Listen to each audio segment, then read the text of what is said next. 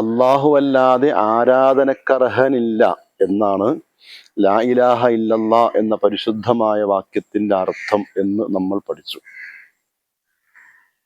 അല്ലാഹു അല്ലാതെ ആരാധനക്കർഹനില്ല എന്ന് നമ്മൾ വിശ്വസിക്കുമ്പോൾ തന്നെ അള്ളാഹുവിൻ്റെ പുറമെ ആരാധിക്കപ്പെടുന്ന ധാരാളം ജൈവ അജൈവ വസ്തുക്കൾ ഇവിടെ ഉണ്ട് എന്നുള്ളത് വസ്തുതയാണ്.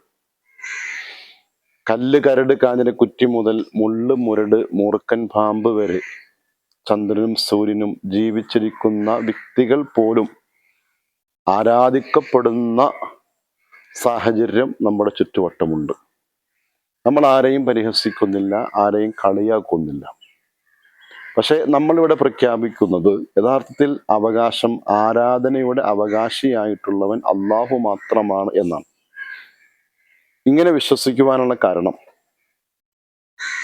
തൗഹീദായി നബി സല്ലല്ലാഹു അലൈഹി വസല്ലമ തങ്ങൾ പഠിപ്പിച്ച വാക്യം ലാ ഇലാഹ ഇല്ലല്ലയാണ് എന്നതുകൊണ്ടാണ്. അതിനൊരു കാരണമുണ്ട്. ലാ ഇലാഹ ഇല്ലല്ലാഹ് എന്ന് നമ്മൾ പ്രഖ്യാപിക്കുമ്പോൾ അവിടെ പ്രധാനമായും ഒന്ന്, എന്താണ് ആരാധന എന്ന് മനസ്സിലാക്കേണ്ടതുണ്ട്. രണ്ട്, ആരാണ് മഅബൂദ് എന്നും മനസ്സിലാക്കേണ്ടതുണ്ട്. ആരാധന എന്നാൽ അഖ്സാ ഗായത്തി തദല്ലുലി വൽ ഖുളൂഇ, ഒരു വ്യക്തിയെ, ഒരു മനുഷ്യനെ സംബന്ധിച്ചിടത്തോളം അവൻ പ്രകടിപ്പിക്കുന്ന അല്ലെങ്കിൽ അവൻ മനസ്സിലാക്കുന്ന, കരുതുന്ന ഏറ്റവും അങ്ങേ അറ്റത്തുള്ള വണക്കമാണ്, താഴ്മയാണ്, വിനയമാണ് ആരാധന എന്നുള്ളത്. ഇത് കേവലം പ്രവൃത്തിയിൽ അധിഷ്ഠിതമല്ല. പ്രവൃത്തിയിൽ അധിഷ്ഠിതമാണെങ്കിൽ അങ്ങനെ നമ്മൾ ചെയ്യുന്ന പ്രവൃത്തിയിൽ സുജൂദ് മാത്രമാണ് ആരാധന എന്ന് പറയേണ്ടി വരും.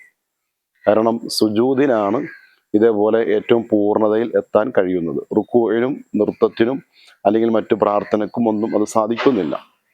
അപ്പൊ കേവലം പ്രവൃത്തി മാത്രമല്ല, അഖ്സാ ഗായത്തി തദല്ലുലി വൽ ഖുളൂ, പൂർണ്ണമായ കീഴ്വഴക്കവും പൂർണ്ണമായ വിനയവും പ്രകടിപ്പിക്കുന്നത് ആ പ്രകടിപ്പിക്കപ്പെടുന്ന വസ്തു അല്ലെങ്കിൽ വ്യക്തി ഏറ്റവും അങ്ങേ അറ്റത്ത് പ്രതിഷ്ഠിക്കപ്പെടുമ്പോഴാണ്, അങ്ങനെ വിശ്വസിക്കപ്പെടുമ്പോഴാണ്. അപ്പൊ അങ്ങേ അറ്റത്തുള്ള സ്ഥാനം നമ്മൾ നൽകുന്നത് ദൈവിക സങ്കല്പത്തിന് മാത്രമാണ്.